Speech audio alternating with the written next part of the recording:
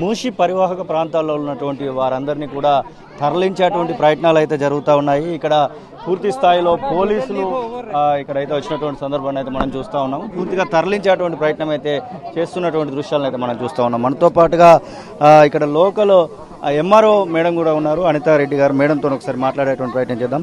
Madam, వీరికి సంబంధించినటువంటి విషయంలో ఎక్కడ పునరావాసం ఏర్పాటు చేయడం జరుగుతూ ఉంది? వీళ్ళకి సంబంధించినంత వరకు మనకు ఫస్ట్ వీళ్ళు యాక్చువల్గా ప్రతాప్ సింగారం రెడీగా అవైలబుల్ ఉన్నాయి అని అంటే వాళ్ళు అక్కడికి వెళ్ళడానికి విల్లింగ్గా లేరు, లాంగ్ ఉంటుంది అని చెప్పేసి. తర్వాత ఇప్పుడు కొంచెం లోకల్ కలెక్టర్ సార్ తర్వాత లోకల్ ఎమ్మెల్యే గారితో ఇంటర్వ్యూ అయి మాట్లాడితే వీళ్ళు చెంచల్ కూడా వెళ్ళడానికి విల్లింగ్ ఉన్నారు. ఇక్కడ పిల్లి గుడిసెలు, సో అక్కడికి షిఫ్ట్ చేయడానికి ఫస్ట్ 100 మెంబర్స్ వరకు అక్కడ అకామిడేట్ అవుతారు. మిగతా వాళ్ళు కలెక్టర్ సార్ ఇట్లా చెప్తే అట్లా ఇంకో దగ్గర మనకు 2-3 లొకేషన్స్లో ఉన్నాయి, అవైలబుల్ ఉన్నాయి. వీళ్ళు ఏమన్నా అపోజ్ చేస్తున్నారా, మేము వెళ్ళము అలాంటిది ఏమన్నా ఉందా, లేకపోతే డైరెక్ట్ గా స్వచ్ఛందంగానే వెళ్ళడానికి? బైట్స్ కూడా ఉన్నాయి నా దగ్గర.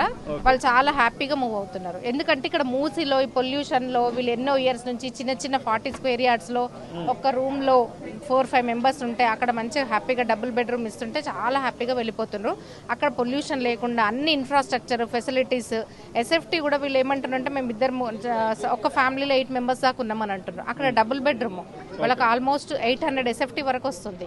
ఇది వీళ్ళకు జస్ట్ 400 ఎస్ఎఫ్టీ 500 ఎస్ఎఫ్టీలో ఉంటున్నారు.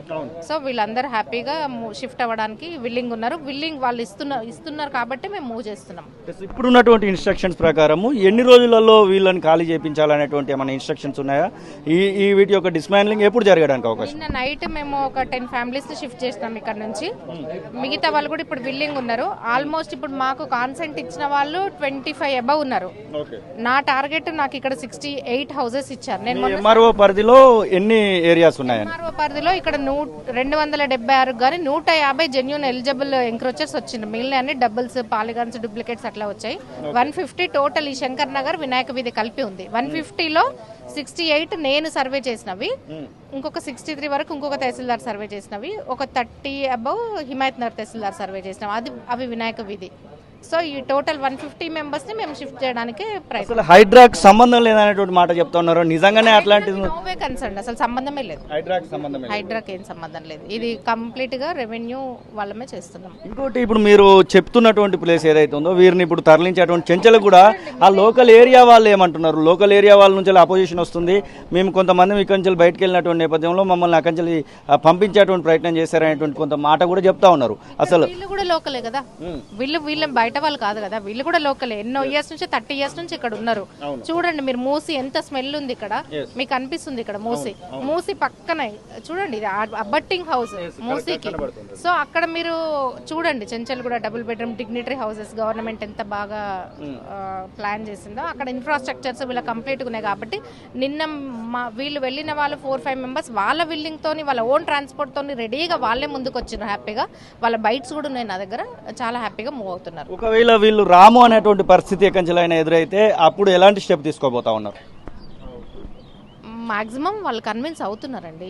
మీరు ఆ కంపేర్ చేసుకోండి, మీరు ఈ లొకేషన్ కి ఆ లొకేషన్ కి comparison area wise, location wise and structure wise, infrastructure wise అన్నిట్లలో చాలా బెటర్గా ఉన్నాయి అవి.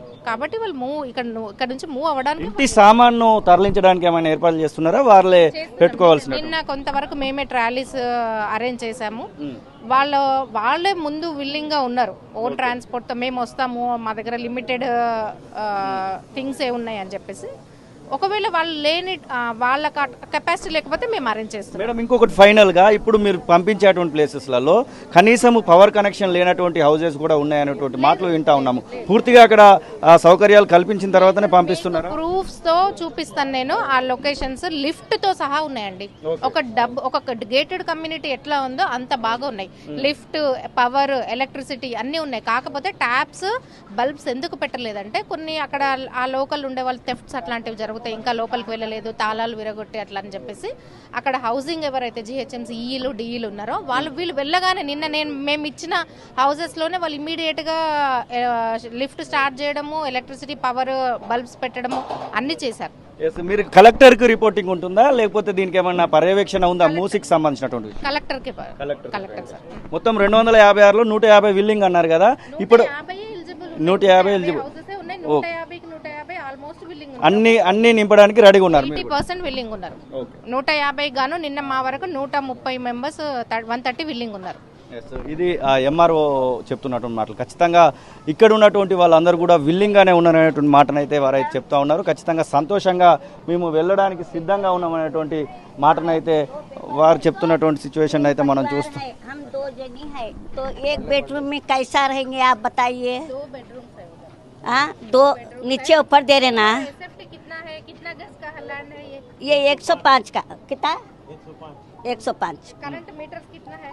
करंट मीटर भी है, बिल है, 4 परिवार है, हम 2 जनी है तो एक बेडरूम में कैसा रहेंगे आप बताइए. 2 बेडरूम बोलता मैडम, 2 BHK बोलता. डबल है ना तो डबल में 4 बेटे कैसा रहेंगे.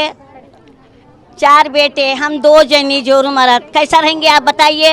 इधर से बड़ा का होम देने के लिए मैडम पूछा.